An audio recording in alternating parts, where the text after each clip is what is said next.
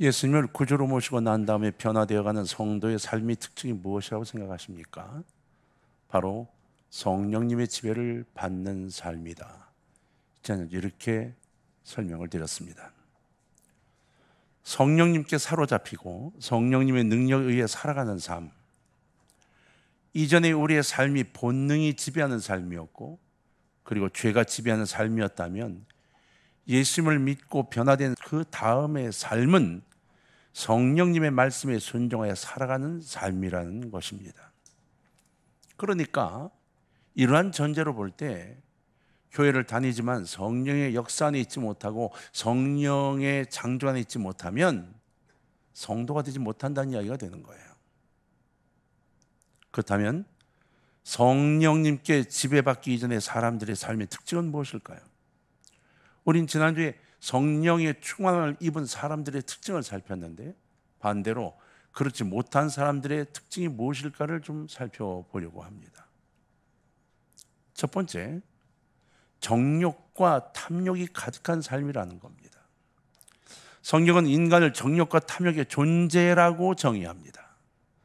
로마서 7장 5절에 우리가 육신에 있을 때에는 율법으로 말미암아 죄의 정욕이 우리 지체 중에 역사하여 우리로 사망을 위하여 열매를 맺게 하였더니 라고 기록되어 있습니다. 바울은요, 사망을 위하여 열매를 맺게 하였더니 라고 표현을 했어요. 하나님께서 우리에게 율법을 주셨는데 그 율법 때문에 죄의 정욕에 사로잡히게 되었고 사망에 이르는 열매를 맺게 되어버렸다고 말하고 있는 겁니다. 아니, 하나님이 율법을 주셨는데 그 율법 때문에 사망에 이르는 열매를 맺게 됐다는 거예요. 오히려 율법이 우리를 구원시키는 도구가 되지 못하였다는 이야기입니다. 7장 8절에 이렇게 기록했죠. 그러나 죄가 기회를 타서 계명으로 말미암아 내 속에서 온갖 탐심을 이루었나니 이는 율법이 없으면 죄가 죽은 것임이라 이렇게 말했어요. 율법이 오히려 우리의 탐심을 자극하고 그 탐심을 만족시키는 쪽으로 사용되었다는 것입니다. 다시 말하면 하나님 우리의 주시는 말씀의 뜻대로가 아니라 우리의 욕심, 우리의 탐심 때문에 그 말씀을 다르게 사용했다는 거예요.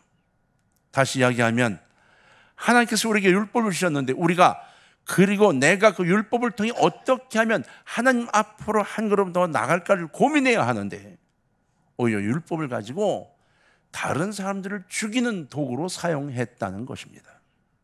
참 가슴 아픈 이야기죠. 세상 사람들은 세상의 법을 가지고 살아갑니다. 민법이니 형법이니 이런 법만 잘 지키면 그래도 괜찮은 사람이라고 인정해 줍니다. 그런데 믿는 우리는 세상의 법을 잘 지키더라도 율법까지 동원해서 그 사람을 정죄하려고 합니다. 세상의 법에 걸리지 않는 것을 마지막 율법까지 들고 나와서 사람을 판단한다는 거예요. 열심히 살아가는 사람을 율법까지 갖다 놓고 그 사람을 정죄하려고 해서 상처를 주고 무너지게 만든다는 거죠. 그래서 나쁜 사람을 만들어 놓아야만 직성이 풀리는 거예요. 바로 바리새인들의 이야기입니다. 이 바리새인들은 율법에 정통했습니다. 그런데 그 율법을 자기 자신이 하나님 앞에 나아가는 도구로 사용하지 않았다는 겁니다. 자기 자신을 한 걸음도 죽게 나가는데 사용하지 않고 자기 자신을 교만하게 만들고 다른 사람들을 정죄하는 도구로 율법을 사용했습니다. 그래서 바울은 율법이 사망을 위해서 열매를 맺었다고 결론을 지었던 겁니다. 지금도 우리 주변을 한번 살펴보세요. 얼마나 이런 일이 많습니까? 어려운 사람들을 위해 법률을 만든다고 법을 제정합니다. 그럼 얼마 지나고 나면 어려운 사람을 보호하는 법이 되기는커녕 이것이 권력자들과 부자들의 탐욕을 만족시켜주는 법으로 악용되는 것을 보게 됩니다. 여러분, 세상을 변화시키는 것, 제도나 법으로 변화되는 게 절대로 아닙니다. 물론 시스템의 변화가 굉장히 중요합니다. 악법들이 선한 법으로 바뀌는 거 굉장히 중요합니다. 좋은 제도로 만들어 놓아야 하는 것 중요합니다. 그러나 우리가 놓쳐서는 안 될 것이 있습니다. 아무리 시스템을 완벽하게 변화시켰다고 할지라도 이 사회가 변화되는 것이 아니라는 겁니다. 아주 중요한 것이 있는데 사람들은 그 사람들 자신의 속 사람이 변화되어야 한다는 사실을 인지하지 않고 있다는 거예요. 아무리 사회법이 좋아도 탐심에 가득 찬 사람은 결국 그 법을 이용하여 또 다른 욕심을 채우려고 하는 겁니다. 우리의 착각이 이겁니다. 올바른 율법과 올바른 규칙, 올바른 정의를 자꾸만 외쳐대는 사람들이 각성할 것이라고 생각한다는 거예요. 아닙니다.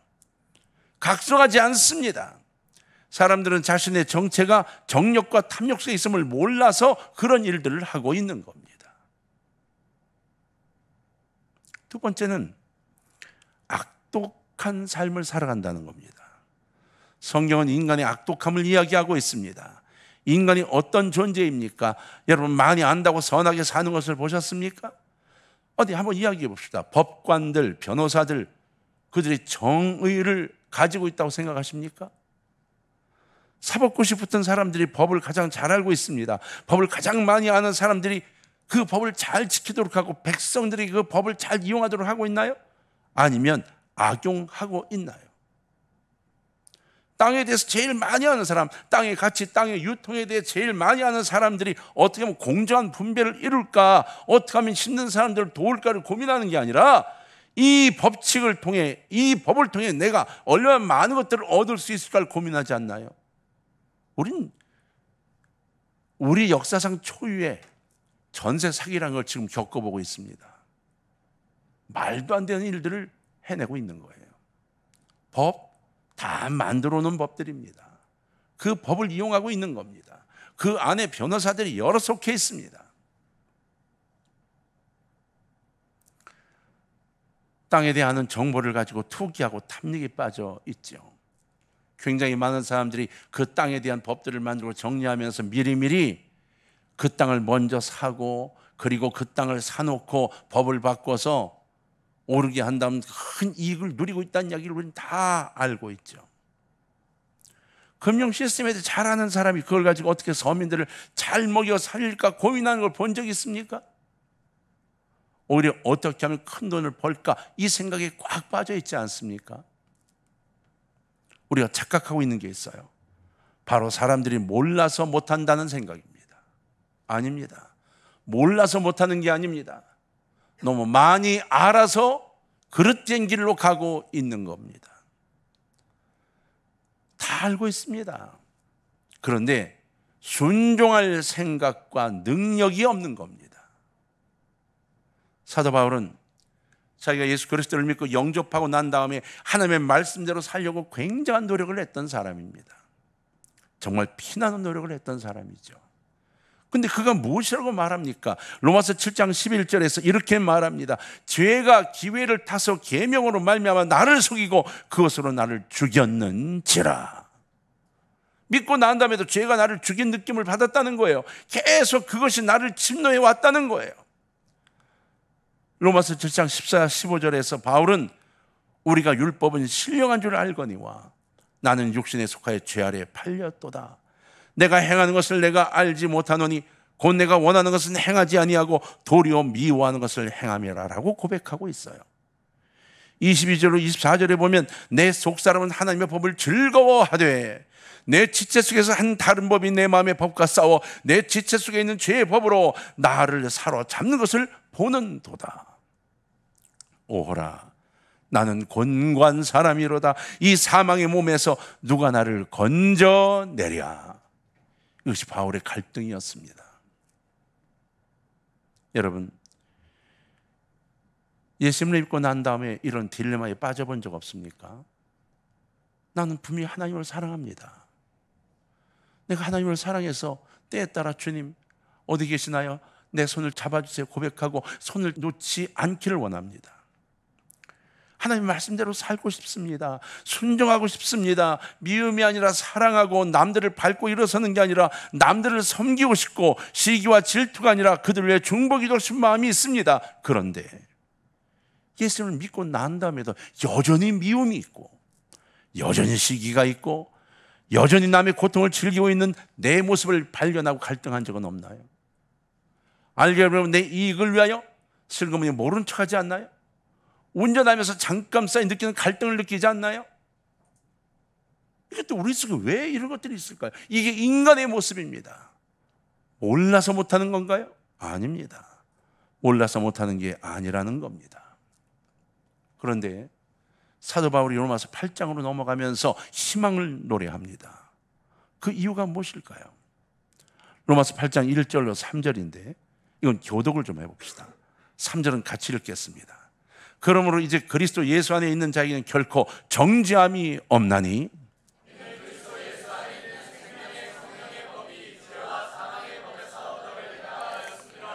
율법이 육신으로 말미암아 연약하여 할 수 없는 그것을 하나님은 하시나니 곧 죄로 말미암아 자기 아들을 죄 있는 육신의 모양으로 보내어 육신의 죄를 정하사. 할렐루야, 할렐루야. 그렇습니다. 우리가 하나님의 율법과 동시에 같이 붙들어야 할 것이 있다는 거예요. 바로 성령님이라는 겁니다. 율법만 붙잡고 있을 게 아니라 성령님과 함께 해야 한다는 것이죠. 하나님의 말씀이 우리에게 무엇이 정이고 무엇이 하나님의 뜻인지를 가르쳐주고 순종할 능력을 바로 성령님께서 주신다고 하고 있는 거예요. 그래서 우리가 내 의지로 순종할 수 있는 게 아니라 하나님 능력으로 순종할 수 있게 된다고 하는 겁니다. 저는 권사 장로님들 중에, 목사님들 중에 왜 저렇게 사실까? 나는 저러면 안 되는데 라는 느낌을 받은 분이 참 많습니다. 누군가 저를 보고 그렇게 느낄까 봐 걱정을 참 많이 하죠. 근데 그 이유가 무엇인지 아십니까? 우리 나이들이 드신 분들, 이미 직분들을 다 갖고 있는 분들은 한번 돌아보세요. 왜 그럴까? 세월을 지내면서 우리도 모르는 사이에 식상해져 가고 있어요.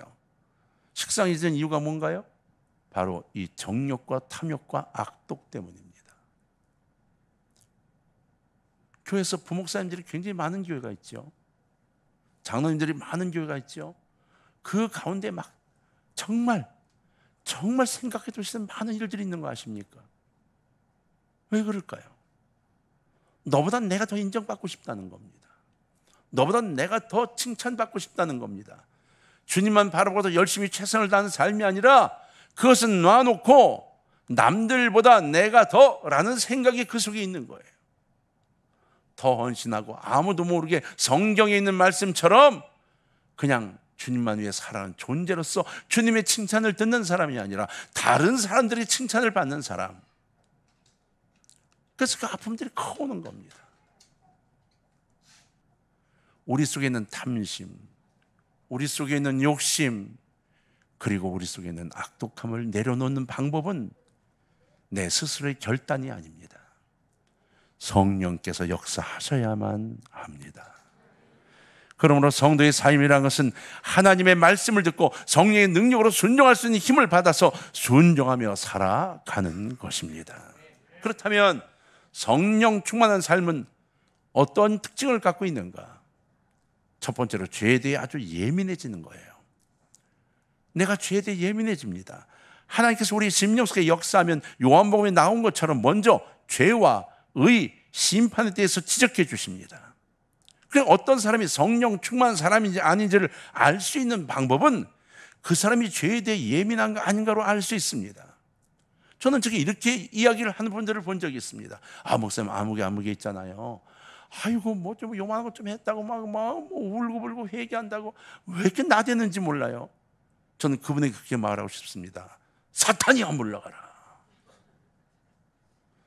자기가 잘못된 걸 모르는 겁니다. 요만한 말 한마디 잘못했다고 가슴에 이게 와서 울면서 하나님 내가 아무개에게 말을 하나 잘못했어요. 그거 회개하는 사람을 보면서 유별나다고요? 아닙니다. 그는 성령의 역사 안에 있는 겁니다. 바로 당신이 성령 안에 있지를 못한 겁니다. 그러면서도 식상해져 있는 나 자신을 발견하지 못하고 있는 거예요. 참 아픈 이야기입니다. 우리가 하나님 앞에 서면 회개할 마음이 생깁니다. 하나님 앞에서는 깨끗하지 않고는 서지 못하겠다는 마음이 생깁니다. 그래서 구약은 모든 아픔 속에서 하나님이 명령하시죠. 죄를 짓고 나면 너희가 정결하게 하라고 요청합니다. 너희 한 사람 한 사람이 회개하라고 요청하신 거예요. 왜 하나님 앞에 내가 온전해지길 원하게 될까요? 성령께서 역사하시기 때문인 겁니다. 의에 대하여 우리에게 이렇게 말씀하십니다. 오직 예수 그리스도의 십자가 외에, 십자가의 보혈 외에는 우리가 구원받을 수 없다. 이걸 각성하게 만들어 주십니다. 그리고 심판에 대해 말씀하시죠. 우리가 말해요, 사람 앞에 서는 게 아닙니다. 우리는 너무나 많은 사람들을 신경 써요. 그러나 우리는 사람 앞에 서는 게 아닙니다. 하나님 앞에 서 있게 될 겁니다. 심판의 날 너나 할 것 없이 다 하나님 앞에 서게 될 겁니다. 그래서 성령께서 역사하시게 되면 예수 그리스도의 십자가 앞에 무릎을 꿇게 만들어 주시고 예수 그리스도의 십자가 그걸 부둥켜 안게 되는 거예요. 여러분, 예수 그리스도의 십자가 앞으로 나아가시는 성도가 되시기를 주의 이름으로 축원합니다. 이것이 성도의 삶이라는 겁니다. 성도의 삶에는 하나님의 말씀과 동시에 성령의 역사가 있어야 된다는 것, 이것이 바로 성경이 우리에게 주고 있는 귀한 진리인 거예요. 사랑하는 동강의 가족 여러분, 이 5월 성령의 뜨거운 역사가 여러분들 심령 속에 함께 하시길 주의 이름으로 축원합니다. 그래서 내 힘으로 사는 것이 아니라 성령님께 사로잡혀 살아가는 인생, 바로 성도의 삶, 그 삶이 여러분께 있기를 부탁합니다.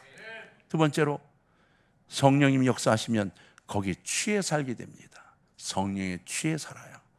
에베소 5장 18절 오늘 본문에 보면 술 취하지 말라, 이는 방탕한 것이 오직 성령의 충만함을 받으라, 이렇게 말씀하고 있어요. 술과 성령을 대비하고 있습니다. 술하고 성령을 대비시킨 이유는 뭘까요? 아주 확실한 대비점과 유사점이 있기 때문이에요. 자, 술과 성령의 차이점을 이야기하려면 지금 가슴이 벌렁거리는 분이 계실 거예요. 술을 좋아하셨던 분들, 끊었던 분들, 옛날을 생각하면 가슴이 벌렁거릴 텐데 잘 정리해 보세요. 술과 성령의 차이점이 있어요. 여러분, 예수 믿기 이전의 사람이나 세상 사람들을 묘사하면 술이라는 것으로 정의될 수 있어요. 곧 취한다, 무엇에 중독되다, 이런 뜻이죠. 예수 믿지 않으면 문화치고 술이 빠지지 않는 문화가 있나요? 술 마시지 말라, 이런 정도가 아닙니다. 그냥 다 거기 빠져 사는 겁니다. 난 술을 안 해요. 그래도 다른 무엇인가에 빠져 있습니다. 중독되어 있습니다. 게임에 빠져 있고, 핸드폰에 빠져 있고, 컴퓨터에 빠져 있고, 무엇인가 빠져 있습니다. 술보다 무서운 것이 무엇입니까? 바로 문화입니다. 문화. 술 문화. 술이 무서운 게 아니라 술의 문화가 무서운 겁니다. 지금 세계적으로 어린 나이의 아이들이 아버지 뻘 되는 아저씨들하고 원조 교제를 하고 있는 것이 점점 확산되고 있다고 그래요. 근데 그 이유가 참 기가 막힙니다. 그 이유에 굉장히 높은 프로테이지가 요즘 젊은 세대들이 어른에게 배웠다는 것 때문이라는 거예요. 뭔지 아십니까? 사치품입니다. 사치품. 명품이라고 하는 거. 이 명품을 사입고 메고 다니는 것이 꿈이라는 거예요. 그것을 사려고 원조 교제를 한다는 겁니다. 아이들은 수입이 없죠. 돈 낼 수 있는 아이들이 별로 없습니다. 근데 여러분, 요즘 세상은 돈 낼 수 없는 아이도 핸드폰을 다 갖고 있습니다. 카드요? 돈 낼 여건이 안 되면 카드 안 만들어 주도록 되어 있습니다. 그런데 다 만들어 갖고 다닙니다. 왜? 그렇게 해서든 어떻게 하든 은행은 돈을 끌어당기기만 하면 되기 때문이에요. 여러분, 원조 교제나 사회가 음란해지는 문제는 음란 하나의 문제가 절대로 아닙니다. 뿌리를 찾아가다 보면 사회 전체가 병들어 있는 걸 보게 되는 거예요. 그 어른들한테 배운 거예요. 우리 엄마한테 배운 거예요. 명품 아니면 안 쓰는 거예요. 자동차도 점점 고급 쓰는 거 타려고 애쓰는 거예요. 아이가 무엇을 보고 배우겠어요? 이걸 우린 탐욕이라고 말합니다. 하나님이 그렇게 절제하라고 명령했던 탐욕, 그 뿌리가 무엇입니까? 방탕입니다. 술이라는 것을 특정 지을 수 있는 방탕의 문화, 거기 자신도 모르게 취해서 살게 되는 거죠. 나도 모르게 영향을 받는 겁니다. 술의 사치품의 사회 풍조에 영향을 받습니다. 여러분, 예수 믿는 사람임에도 불구하고 이런 것들이 깊이 빠져 있는 사람들이 있습니다. 아니, 우리 모두가 다 그런 마음을 조금씩은 다 가지고 있어요. 전혀 없을 수가 없습니다. 그러나 거기에 빠져드는 것, 이것이 문제라고 하는 거예요. 무슨 짓을 해서 그거 한번 입고 나가보면, 그거 한번 타고 나가보면, 그거 한번 가지고 있어 보면, 우린 여러분 코미디나 개그에서 그런 표현을 많이 봤잖아요. 머리 아파. 여기는 반지하고 팔찌 보이려고 막 머리 아프다, 그런 코미디를 많이 봤잖아요.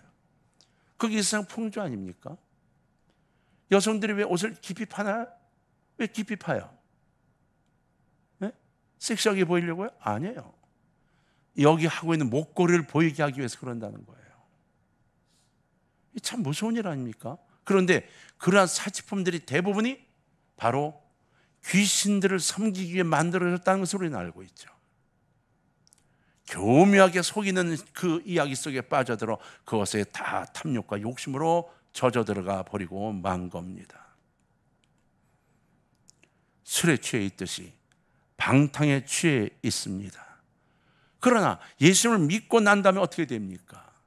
이제는 그런 것들을 추구하지 않습니다. 성령 충만을 추구하는 인생이 완전히 확연하게 바뀐 인생이 된다는 것입니다. 여러분, 어떻게 인생이 바뀌고 있나요? 성령께서 역사하시면 인생이 바뀔 수밖에 없습니다. 그렇다면 술과 성령의 비슷한 점은 뭘까요? 둘 다 사로잡혀 산다는 거예요. 둘 다 거기에 빠져 산다는 거예요. 취해 산다는 거예요. 여러분, 오순절날 성령의 충만을 받고 난 다음에 어떻게 이야기가 되고 있는지 아시죠? 사도행전 2장 12절로 13절에 보면 다 놀라며 당황하여 서로 이르되 이 어찌된 일이냐 하며, 그 다음 이렇게 기록됐어요. 13절에 또 어떤 이들은 조롱하여 이르되 그들이 세술에 취하였다 하더라, 이렇게 말했어요. 성령 충만한 모습을 보고 믿지 않는 세상 사람들이 세술에 취했다, 저게 무슨 술인고? 그렇게 궁금해했다는 거예요. 베드로가 대답합니다. 14절에 베드로가 11 사도와 함께 서서 소리를 높여 이르되 유대인들과 예루살렘에 사는 모든 사람들아, 이를 너희로 알게 한 것이 있으니 내 말에 귀를 기울이라. 때가 제 삼신이 너희 생각과 같이 이 사람들이 취한 것이 아니라, 지금 이 한낮에 이 사람들이 취할 이유가 무엇이느냐, 이렇게 말한 거예요. 대낮부터 우리가 술 마시겠느냐? 아니다. 그러면서 이렇게 설명했어요. 16절부터 보니까 이는 곧 선지자 요엘을 통하여 말씀하신 것이니 일러스되 하나님이 말씀하시기를 말세에 내가 내 영을 모든 육체에 부어주리니 너의 자녀들은 예언할 것이요 너의 젊은이들은 환상을 보고 너의 늙은이들은 꿈을 꾸리라. 사랑하는 동광의 가정 여러분, 예언하는 사람이 되어야 합니다. 환상을 보는 사람이 되어야 합니다. 꿈을 꾸는 사람이 되어야 합니다. 성령의 역사 안에 있어야 한다는 것이, 우리가 지금 성령이 충만한 모습이지 술 취한 게 아니다, 이렇게 설명한 겁니다. 선지자 요엘의 약속이었던 성령 충만이 지금 우리의 모습이라고 설명하고 있는 거예요. 우리는 지금 말세라는 시대에 살고 있습니다. 정말 성령 충만한 사람이 필요한 시대에 살고 있습니다. 여러분 옆에 사람이 이러한 모습을 갖고 있나요? 나는 이런 모습을 갖고 있나요? 아니면 여러분 성령 충만함을 구하셔야 합니다. 성령 충만한 모습이 불신자들 볼 때는 술죄 산호처럼 보였다는 겁니다. 술을 마시면 어떻게 되지요? 여러분 술에도 힘이 있어요, 그렇죠? 그게 자기 의지로 사는 게 아니라 술 기운으로 살아간대요. 옛날 우리 공사할 때 보니까 식사를 안 하시는 분이 있는데, 아니 무슨 힘으로 이 공사를 하냐 그랬더니 자기 막걸리 힘으로 산다는 거예요. 막걸리. 밥 안 먹고 막걸리 힘으로 술 기운으로 산대요. 오래 못 사십니다.